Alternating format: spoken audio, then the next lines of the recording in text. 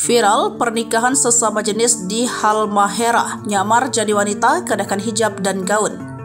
Ramai dan viral di media sosial pernikahan sesama jenis yang berlangsung di Desa Sekli, Kecamatan Kane Barat Selatan, Kabupaten Halmahera Selatan, Maluku Utara.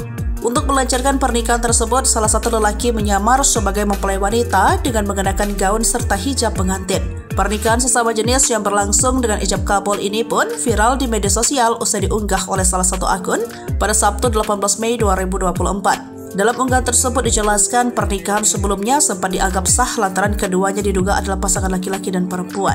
Namun kecurigaan muncul, pelaku yang nyamar sebagai mempelai wanita enggan didandani. Tak sampai di situ, sang pria pun menuturkan mempelai wanita terlihat tak menggunakan berah layaknya. Perempuan hingga membuat kecurigaan semakin kuat. Dan benar saja, setelah dilaporkan ke warga, bidan desa pun bergegas memeriksa pelaku dan terungkap bahwa keduanya merupakan pasangan laki-laki. Usai ketahuan bahwa pernikahan tersebut berlangsung antar sesama jenis, keduanya pun sempat membuat video permintaan maaf. Saya mohon maaf yang sebesar-besarnya bahwa saya sebenarnya laki-laki, ungkapnya.